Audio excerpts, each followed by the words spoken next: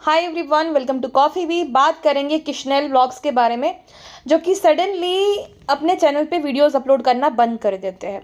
2 साल तक तो वो लगातार गायब रहते हैं। पिछले 8-9 महीने में उन्होंने 4-5 व्लॉग्स डाले। तो ऐसा क्या हुआ कि उन्होंने जो है अपना अच्छा खासा सक्सेसफुल चैनल जो है वो बीच में ही छोड़ दिया और किसी को भी जो है बताया नहीं। मैं लॉकडाउन के टाइम से उनको देखती आ रही हूँ। वो हमेशा एक्नॉलेज करते थे अपने सब्सक्राइबर को ये बोलकर कि भाई नहीं, हम कभी भी नहीं छोड़ेंगे। हम दोनों का जो गोल है वो है एक सक्सेसफुल कपल ब्लॉगिंग चैनल बनाने का, तो हम कभी भी नहीं छोड़ेंगे। अभी तो हमने शुरुआत की है। तो ऐसा क्या हुआ जो उन्होंने बीच में ही छोड़ दिया?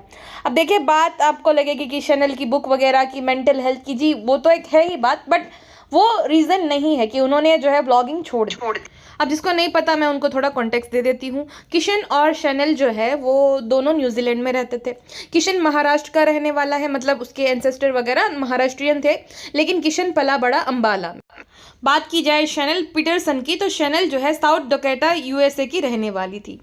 साउथ डकोटा, जो भी उसको प्रोनाउंस करो जिस तरीके से, तो वहाँ की वो रहने वाली थी। अब दोनों 2017 में जो है सितंबर महीने में न्यूजीलैंड के एक हॉस्टल में मिलते हैं, क्योंकि दोनों वहाँ पे पढ़ाई के पर्पज से आए हुए होते हैं। अब शैनल ने जो है जब किशन को देखा पहली बार, तभी से उसको किशन पसंद आ गया, बहुत पसंद आ गया कि एक ब्राउन लड़का जिसके फीचर्स बहुत ही अच्छे हैं, और उसको बहुत पसंद आ गया। अब किशन ने जो है शैनल को देखा, उसने ज़्यादा तो खास वो पसंद नहीं आई, बट हाँ, वो दोनों की दोस्ती बढ़ गई। किशन जो है वहाँ पे गिटार लेकर बैठा था, तो शैनल कहती है कि क्या तुम इसे बजाओगे, तो किशन कहता है नहीं बजाऊंगा। शैनल कहती है कि मैं भी यही चाहती थी कि ना बजाए, क्योंकि अभी जो है रात है और रात में गिटार बजाएगा एक शांत हॉस्टल में तो अच्छा नहीं लगेगा। अब उसके बाद दोनों में बातचीत बढ़ती है। शैनल किशन के दोस्त को बताती है कि वो किशन को पसंद करती है, लेकिन तुम उसे बताओगे नहीं। अब दोस्त तो दोस्त होते हैं, उसने किशन को बता दिया कि शैनल तुम्हें पसंद करती है। अब किशन भी शैनल को पसंद करता था, लेकिन उसको प्रपोज करने से डरता था, क्योंकि वो उसकी अच्छी दोस्त थी। शैनल ने ही उसको बता दिया कि वो उसको पसंद करती है, फिर किशन भी बताता है कि मैं भी तुमको पसंद करता हूँ। तो इस तरीके से उनकी लव स्टोरी शुरू होती है। शैनल जो है उसका चाइल्डहुड ट्रॉमेटिक रहा। शैनल बताती है कि उसके पिताजी जो थे वो एक बहुत अच्छे इंसान थे, लेकिन उसकी मम्मी के साथ उसका रिश्ता चल नहीं पाया, तो दोनों ने डिवोर्स ले लिया। उसके बाद उसकी माँ की दूसरी शादी होती है। शैनल के पिताजी का नाम जो है, जो उनके बायोलॉजिकल फादर है, उनका नाम होता है शैन, जो कि एक आर्मी ऑफिसर होते हैं।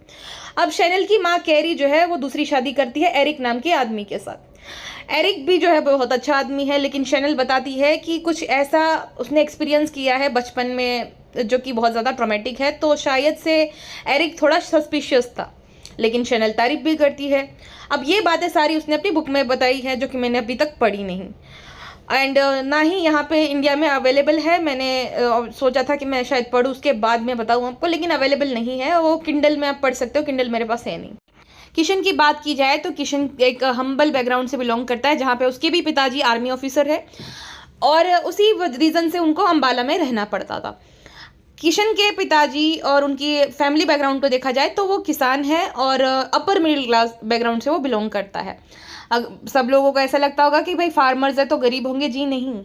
ज़मीन पे डिपेंड करता है। अगर किसी के पास ज़्यादा ज़मीन है, किसी फार्मर के पास, तो उतना गरीब नहीं रहता है। और उनका तो अंगूर वगैरह का बागान है, और वो दुबई वगैरह पे अंगूर को एक्सपोर्ट करते हैं। तो समझ के चलो कि भाई अपर मिडिल क्लास से भी वो ज़्यादा है वो लोग। उनका घर वगैरह भी देखोगे तो समझ आ जाएगा। अब किशन पे हमेशा सवाल उठता था कि वो शैनल के साथ इसलिए रिलेशनशिप में है क्योंकि उसको ग्रीन कार्ड चाहिए। उन दोनों ने ये बताया कि भाई ग्रीन कार्ड का तो सवाल ही नहीं उठता था, क्योंकि वो न्यूजीलैंड में रहते थे। यूएसए की सिटीजन थी शैनल, तो उसके पास खुद के पास जो है ग्रीन कार्ड नहीं था, तो वो कैसे किशन को दिलवाएगी।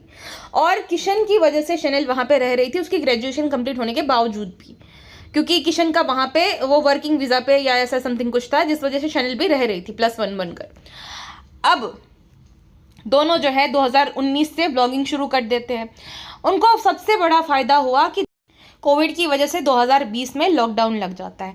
लॉकडाउन लग जाता है तो बहुत सारे यूट्यूबर्स हैं उस दौरान हमारे सामने आते हैं। सौरव जोशी, फ्लाइंग बीस्ट, बहुत सारे यूट्यूबर्स आए और अच्छे खासे व्यूज़ आते थे सब लोगों को। तो उसमें से किशनल भी थे।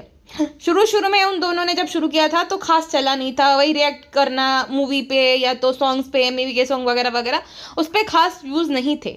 लेकिन 2020 में देसी बाबू गौरी मैम है ना, हम इंडियंस को गोरी मैम्स पता नहीं इतनी ज़्यादा क्यों अट्रैक्ट करती है, और काइंड ऑफ अचीवमेंट बहुत सारे लोग देखते हैं कि देखो एक वक्त पे अंग्रेज हम पे राज करते थे, आज हम उन पे राज कर रहे हैं। उसी तरह के कमेंट सेक्शन में बातें लिखी गई होती है, ठीक है, जब भी मैं ऐसे कपल को देखती हूँ। और उनको अच्छे से पता होता है कि हमारी टारगेटेड ऑडियंस कौन है।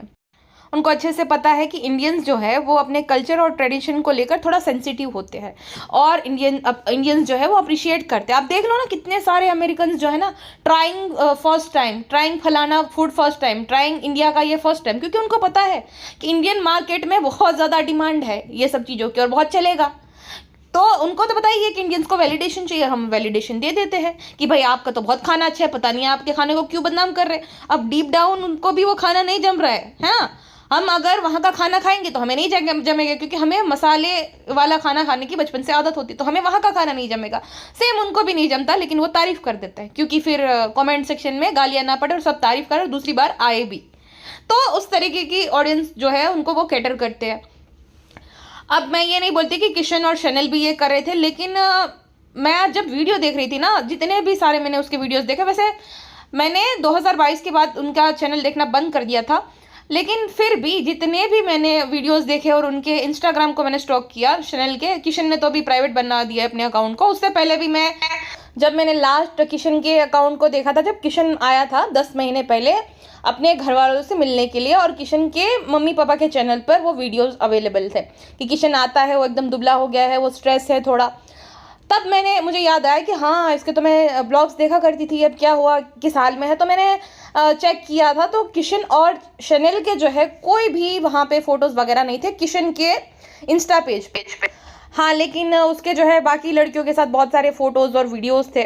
शायद से उसने इवेंट वगैरह का काम शुरू किया है, जिस वजह से वो नए नए लोगों से मिलता है और सेलिब्रिटीज़ से भी मिलता रहता है। तो उसने साइड में अपना एक नया बिजनेस शुरू किया है यूएसए में। शैनल जो है उसने अपनी पॉडकास्ट वगैरह शुरू की थी, और जैसी पर्सनालिटी उसने 4 साल के व्लॉगिंग करियर में दिखाई थी, उसकी एकदम ऑपोजिट पर्सनालिटी उसको दिखती है इंस्टाग्राम पे वो एकदम डिफरेंट दिखती है। अब शुरू में तो उन्होंने इंडियन ऑडियंस को कैटर किया था, साड़ी पहनना, मंदिर जाना, बड़ों के आशीर्वाद लेना, तो इंडियन ऑडियंस को तो भाई खुशी होगी ना कि भाई कोई फॉरेनर जो है हमारे कल्चर को इतना अच्छे तरीके से फॉलो कर रही है। तो उस वजह से उसको बहुत अच्छे कमेंट्स आते थे, पॉजिटिव कमेंट्स। लेकिन जैसे ही शैनल और किशन यूएसए में शिफ्ट होते हैं, शैनल की पर्सनैलिटी एकदम चेंज हो जाती है।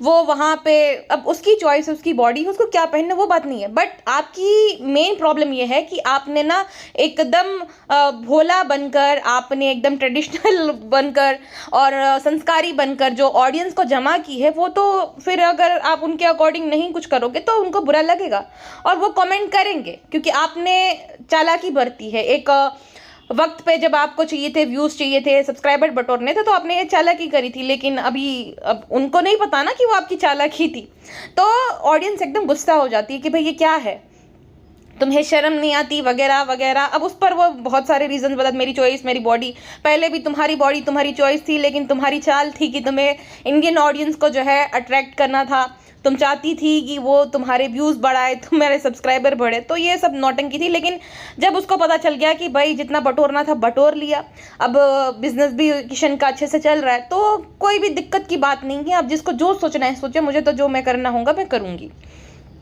तो व्लॉग में एकदम डिफरेंट वो दिखते थे, और इंस्टाग्राम पे वो दोनों की अलग पर्सनैलिटी थी, जो कि ऑडियंस से हजम नहीं हो रही थी कि भाई आप व्लॉग में तो एकदम अलग दिख रहे हो, यहाँ पे कैसे अलग हो सकते हो। तो एक होता है ना कि भाई एक सोची समझी चीज़ें थी कि कैसे हमें ऑडियंस को अट्रैक्ट करना है, और अगर ब्लॉगिंग चल गई तो हमेशा हम चलाएंगे, फिर ओ भाई ऑफ कैमरा हम जैसे जी हमारी मर्जी है। लेकिन ब्लॉगिंग चल गई तो हमेशा यही रहेगा, और अगर वर्किंग नहीं किया इस चीज़ ने तो फिर हम जैसे है हम वैसे ही रहेंगे, किसी से कुछ फ़र्क नहीं पड़ेगा। तो ऐसा उनका मानना था। लेकिन हाँ, ऑडियंस बहुत ज़्यादा गुस्सा हो गई और बोलती थी तुम्हें शर्म नहीं आती, तुम्हारे सास ससुर भी ये सब देखते हैं। लेकिन शैनल कहती है कि वो फेमिनिस्ट है, आप उसे कैसे ऐसा बोल सकते हो कि उसने कैसे कपड़े पहने। मुझे ये समझ नहीं आता फेमिनिज्म का और कपड़ों का आपस में क्या लेना देना है ना। आप देखो, ठीक है उसकी मर्जी जो पहने, लेकिन इंसान प्रेजेंटेबल होता है।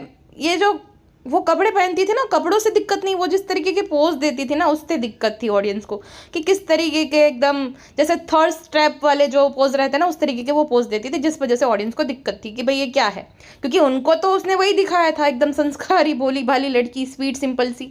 शनेल है स्वीट सिंपल, लेकिन अचानक से पिछले 1 साल में वो एकदम वियर्ड फोटोज अपलोड कर रही है जिससे ऑडियंस को दिक्कत है। शनेल जो है वो अपना 200% देती थी रिलेशनशिप में, नो डाउट।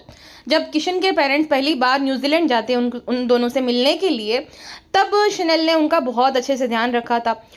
अपने करियर के पीक के दौरान उन्होंने फुकरा इंसान, मॉडर्न सिंह, कार्ल रॉक और अरिजीत सिंह के साथ भी उनके बहुत, एक वीडियो मैंने देखी थी, बोहेमिया के साथ उनका कोलैब था, तो कोलैब नहीं मतलब उसके कॉन्सर्ट वगैरह में शायद से गए थे वो, तो बड़े बड़े यूट्यूबर्स के साथ उन्होंने कोलैब किया था। और रिसेंटली 7 महीने पहले उनके साथ मिथपेट ने भी कोलैब किया था। मिथपेट के जो है वो फ्लैट में गए थे और वहाँ पे भी उन्होंने वीडियो अपलोड किया था, जो कि अच्छा खासा उनको व्यूज़ भी मिले थे, 7-8 लाख व्यूज़ थे उस पर।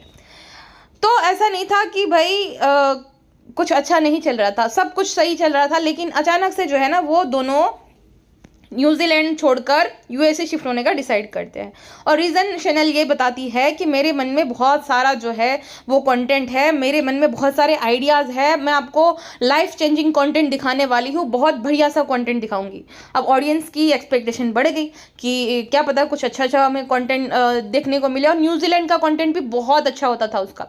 एक तो लॉकडाउन था और दूसरा कि भाई किशन की फैमिली को जो है अच्छे से वो लोग रखते, जब आए तब एक होता ना कि एक मिडिल क्लास लड़का अपने माँ बाप के सारे सपने पूरा करता है, तो किशन ने उसके माँ बाप की जितनी भी ख्वाहिश थी वो न्यूजीलैंड टूर के दौरान जो है वो पूरी की थी, जो कि देखने में बहुत ज़्यादा होलसम था और ऑडियंस को पसंद भी आया। अब जो है लॉकडाउन भी ख़त्म हो जाता है और किशन के पेरेंट्स भी इंडिया वापस चले जाते हैं। एक तो उनकी मेन जो ऑडियंस थी वो थी वो जो पढ़ा लिखा शिक्षित वर्ग जिसे इंग्लिश समझ में आती, क्योंकि हर किसी को इंग्लिश समझ में नहीं आती, तो फिर वो रिलेट कैसे करेंगे। तो वो जो उनकी टारगेटेड ऑडियंस थी वो तो फिर लॉकडाउन ख़त्म हो गया तो वो जॉब वगैरह पे जाने लगे, और जो स्टूडेंट या टीनेजर थे वो अपने कॉलेज या स्कूल में जाने लगे, जिस वजह से जितना उनको अटेंशन लॉकडाउन के दौरान मिला उतना मिलना बंद हो गया। अब उसी दौरान उन्होंने एक वर्स्ट डिसीजन लिया यूएसए शिफ्ट होने का। शनेल ने तो भाई दावे भी कर दिए कि मैं जो हूँ वहाँ पे बहुत अच्छा कंटेंट दिखाऊंगी और बहुत कुछ है कहने को वगैरह वगैरह। तो ऑडियंस ने भी हाई एक्सपेक्टेशन रख ली, लेकिन मिलियंस में व्यूज़ आते थे वो 4-5 लाख तक ड्रॉप हो गए। अब उनके पास 5-6 महीने का टाइम था, उस दौरान वो ऑस्ट्रेलिया जाते हैं अपने दोस्तों को मिलने वगैरह के लिए। उसी दौरान उन दोनों की लीगल मैरिज होती है। जी हाँ, जो लोग बोल रहे थे ब्रेकअप हो गया, सेपरेशन, नहीं, वो दोनों लीगली मैरिड है। अब वो ओपन मैरिज है या कुछ भी है मुझे नहीं पता, क्योंकि शनेल ने ना एक बार बताया था कि वो बाइसेक्सुअल है। बाइसेक्सुअल पता ही होगा क्या होता है, जिसे एक लड़की है जिसे लड़का भी पसंद है और लड़कियां भी पसंद है, उसे बाइसेक्सुअल कहा जाता है। तो शनेल ने बताया था कि वो बाइसेक्सुअल है। फिर अभी तो मुझे वो मिल नहीं रहा, वो जिस इंस्टाग्राम पे उसने बताया था, मैं क्योंकि उन दोनों को फॉलो करती हूँ पहले से, मैं बताया आपको, तो वो अभी मुझे मिल नहीं रहा। उस एक रील पे की पोस्ट पे उसने बताया था कि वो बाइसेक्सुअल, लेकिन मिल नहीं रहा है। खैर दोनों जो है यूएसए में वापस आ जाते हैं। अब हालत बद से बदतर हो जाती है, जहाँ पे उनको 4-5 लाख व्यूज आते हैं वो ड्रॉप होके 1 लाख तक पहुँच जाते हैं। क्योंकि देखो पढ़े लिखे ऑडियंस की यही तो खासियत होती है, जो प्रॉमिस शनेल ने किए थे वो पूरे उसने नहीं किए, तो ऑडियंस बहुत ज़्यादा डिसअपॉइंट हो गई और उसने बॉयकॉट टाइप ही कर दिया उन दोनों को। शनेल ने क्या कहा था कि लाइफ चेंजिंग आइडियाज़ है, बहुत अच्छा कंटेंट अपलोड करूंगी, उसकी जगह पे वो दोनों मटेरियलिस्टिक चीज़ें दिखाने लग गए। शनेल ने ये खरीदा, किशन की नई कार, हमारा घर, लग्जरियस चीज़ें, जिससे बिल्कुल भी रिलेट नहीं कर पाती थी ऑडियंस। उन दोनों को इसलिए पसंद करते थे क्योंकि वो सिंपल और स्वीट थे। न्यूजीलैंड में तो ऐसे ही दिख रहे थे, एकदम सिंपल स्वीट थे और ज़्यादा वो लोग मटीरियलिस्टिक नहीं थे, लेकिन यूएसए में शिफ्ट होने के बाद दोनों ही बहुत ज़्यादा मटीरियलिस्टिक हो गए थे। और उसी दौरान उनका सॉरी टू से यानी कि हेटर्स को दिया जवाब आता है, जहाँ पर वो दोनों भड़क गए थे कि आप लोग हमें कैसे क्रिटिसाइज़ कर सकते हो, हम लोग जो है सिर्फ हमारी तारीफ सुनना ही पसंद करते हैं, हम पॉजिटिविटी पे ही ध्यान देते हैं। अब ऐसे कमेंट्स थे जो कि ऐसा नहीं था कि हेट कमेंट्स थे, वो कंस्ट्रक्टिव क्रिटिसिज्म था, जहाँ पे लोग उनको समझा रहे थे कि भाई ये जम नहीं रहा, हमें कुछ और लाओ, कुछ और दिखाओ, हम रिलेट ही नहीं कर पा रहे आपके कंटेंट से, जो कि पहले कर पा रहे थे। तो ऑडियंस उनको एक कंस्ट्रक्टिव क्रिटिसिज्म दे रही थी, जो कि ये दोनों से बर्दाश्त नहीं हुआ और ऑडियंस पे ही भड़क गए, जिसकी वजह से और भी जो 1-2 लाख व्यूज़ आते थे वो घटकर हो गए 60-70 हज़ार तक। उसके बाद किसी भी ब्लॉगर की, देखो एक छोटा ब्लॉगर होता है जैसे मैं हूँ, तो मुझे 10-20 हज़ार व्यूज़ आते, तो मुझे अगर मेरे ड्रॉप भी होते मुझे फ़र्क नहीं पड़ेगा क्योंकि मेरे कम ही व्यूज़ में काउंट होते हैं। लेकिन एक बहुत बड़ा यूट्यूबर जिसके मिलियंस में सब्सक्राइबर है और उसके व्यूज़ गिर के 50-60 तक हो जाता है, तो उनसे बर्दाश्त नहीं होता है। उनका मतलब आत्मविश्वास या जो भी बोलो, व्लॉग बनाने का जो मन होता है बिल्कुल भी नहीं होता है, क्योंकि इतना बुरा हाल हो गया होता है उनका। तो दोनों जो है फिर कंसिस्टेंसी जो थी उनकी कम हो जाती है और वो व्लॉग ज़्यादा अपलोड करना बंद कर देते हैं, जिसके बहुत सारे रीजंस देते हैं कि भाई ऐसा है वैसा है। शनेल जो है उसको उसकी तबीयत ठीक नहीं रहती, किशन जो है अपने काम में बिजी है। लेकिन कितना भी काम होता, अगर ब्लॉगिंग अच्छे से चल पाती तो वो काम नहीं करते थे, वो ब्लॉगिंग पे ही ध्यान देते थे। ठीक है। और मैं यहाँ पे तारीफ करूँगी किशन की फैमिली की। एक छोटे से गांव से होने के बावजूद भी उनको एक लिव इन रिलेशनशिप से कोई भी ऑब्जेक्शन नहीं था। उन्होंने खुशी खुशी चैनल को अपना लिया था। बहुत सारे लोग जो है किशन की मॉम को बुरा भला बोलते हैं कमेंट सेक्शन में कि आंटी खुश नहीं है इससे आने से वगैरह वगैरह से। अभी उसके भाई की शादी में आए थे 4 महीने पहले, तब जो है उसकी मम्मी को किशन आवाज़ देता है, वरना तो जब किशन और शैनल आते हैं उसकी मम्मी रोने लगती है, वो गले मिलने के लिए दौड़ती है। लेकिन पहली बार ऐसा दिखा कि उसकी मम्मी नीचे नहीं आई, किशन वहाँ पे गया तब जाके उसको गले मिली। शैनल को तो वो ज़बरदस्ती का हक कर रही थी ऐसा लगा। अब उसके बहुत सारे रीज़न्स है। सबसे पहला रीज़न तो देखो, सबसे बड़ी बात यह है कि इंडियन पेरेंट्स ने लिव इन के लिए हामी भर दी थी, उन्होंने ऑब्जेक्शन नहीं उठाया था। और खुशी खुशी जब भी शैनल किशन आते थे तब उनको गले मिलना, उनके साथ रहना, वो भी वहाँ पे गए थे। तो यहाँ तक तो सब चल रहा था कि ठीक है एक दिन ये दोनों शादी करेंगे। अब दोनों ने शादी कर भी ली, पेरेंट्स उसमें शामिल नहीं थे, बहुत सारे रीज़न थे क्योंकि ग्रीन कार्ड वगैरह वगैरह। पेरेंट्स तो शामिल हुए नहीं। सोने पे सुहागा ये हुआ कि शैनल के जो वियर्ड इंस्टाग्राम पोस्ट है जो कि बाकी उनके सब्सक्राइबर भी जो है डाइजेस्ट नहीं कर पा रहे, तो पेरेंट्स के लिए स्पेशली इंडियन पेरेंट जो कि स्पेशली इंडियन मदर है ना, जो कि एजुकेटेड नहीं है, तो एजुकेटेड होते भी तो भी एकदम वियर्ड लगता ना कि अचानक से इसकी पर्सनैलिटी में इतने चेंजेस आए कैसे। तो इस वजह से थोड़ी बहुत उसकी मम्मी उखड़ी उखड़ी सी दिखी शैनल के साथ। अचानक से जो वियर्ड उसने शायद से पोस्ट वगैरह शेयर करना शुरू कर दिया उस वजह से। अब शादी की कंफर्मेशन कैसे होती है ये भी मैं आपको बताती हूँ। पिछले साल 16 नवंबर को दोनों के चैनल पर जो है दिवाली ब्लॉग अपलोड किया था उन्होंने। दिवाली पूजा होने के बाद जब वो दोनों बाहर बड़े बुजुर्गों से आशीर्वाद ले रहे होते हैं, तब बैकग्राउंड में उसका देवर और उसके और भी दोस्त वगैरह है, वो उन दोनों को चिढ़ा रहे थे कि 2 से 4 होने का टाइम आ गया है। और जब किशन की मदर से वो दोनों आशीर्वाद लेते तब बोलते हैं कि 2 में से 3 हो जाओ अगले साल तक। इंडियन पेरेंट्स ऐसे आशीर्वाद तभी देते हैं जब शादी हो जाती, वरना लिव इन पार्टनर्स को कोई ऐसा आशीर्वाद नहीं देता है कि भाई 2 से 3 हो जाओ। तो उन दोनों की शादी हो गई है। और शैनल की बुक में भी शैनल पीटरसन छावन इस तरीके का उसका जो है फुल नेम है। उसका मतलब है कि भाई वो दोनों की शादी हो गई है, ब्रेकअप वगैरह का सीन नहीं है। किशन अपने काम में व्यस्त है और शैनल शायद मेंटल हेल्थ इश्यूज से जूझ रही है। लेकिन किशन की मैं एक बात के लिए तारीफ करूंगी कि इतना कुछ शैनल को बोला जाता है उसके कपड़ों की चॉइस की वजह से और बहुत सारी बातों के लिए, लेकिन एक सपोर्टिव पार्टनर की तरह उसने हमेशा शैनल का साथ दिया।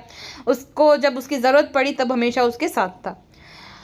मॉरल ऑफ द स्टोरी ये है कि दोनों ने जितना बटोरना था उतना बटोर लिया। और जब उनको पता चल गया कि यहाँ से उतना नहीं बटोर सकते जितना बिजनेस के थ्रू बटोर सकते, तो उन्होंने अपनी दूसरी फील्ड को चूज़ किया।